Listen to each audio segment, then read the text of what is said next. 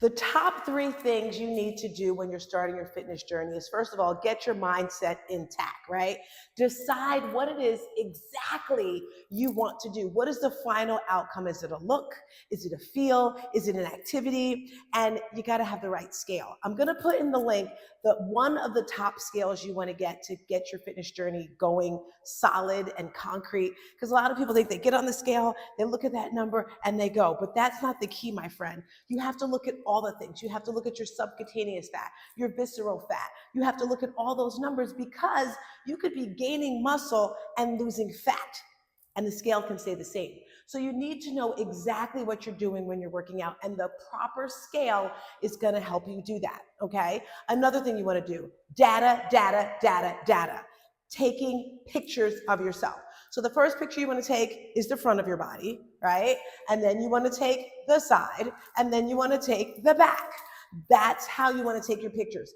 I suggest doing the pictures every single week. If you've done some programs, they make you do it every day, once a month. Also, your measurements. You have to measure yourself. Again, it's all in that data, because you can be losing inches and the scale stay the same. We don't want to live and die by the scale. Yes, I get on the scale every single day, because for me, I legit can gain 2-3 pounds in one day. It's just the way my body works. I'm not telling you to get on the scale every day. What works for me may not work for you. You have to find your je ne sais quoi. You have to find what works best for you, my friends. So we talked about the scale. We talked about the measurements. We talked sleep, Lord of mercy. Oh my gosh. If you are not getting 7 to 8 hours of sleep, it's going to be very hard to get rid of the weight. Our body needs time to rest, right? You got to let it rest. And when you're sleeping, it's like all the little the worker bees are in their body. They're like, they're getting rid of that. They're getting rid of the fat. And if you're not sleeping, it's going to be very hard to get rid of the fat. Yes, yes. Cortisol levels are up. You're here. You're just like, right? You can't do that. Water. I'm telling you things right now that are the easy hacks to eliminating fat, easy hacks to staying on the right road of success when it comes to your fitness journey. Water, drinking half of your body weight in water. I say that to say, let me take a sip of water right now. You take a sip of water right now. Yes, maybe you add some stuff to your water. What's another easy hack? Intermittent fasting, guys. All right, if you are not doing this right now, today, for the first day, for the rest of your life, I want you to do this, 12 hours. Minimum, right? Super easy. Let's just say your last meal is 7 o'clock at night, 8 o'clock at night, 9 o'clock, whatever time your last meal is, I want you to stop. Close that mouth, close it. Yes, you can have water. Yes, you can have tea. But when you make that decision to say, this is my last meal, nothing's going to stop you, right? I don't care if you get angry. I don't care if you get sad, mad, because we are all emotional creatures, right? When we're happy, we eat. When we're mad, we eat. When we're this, we eat. At least that's me. Maybe I'm the only person. But anyway, whatever time you decide to have your last meal, no more till the next morning at that time.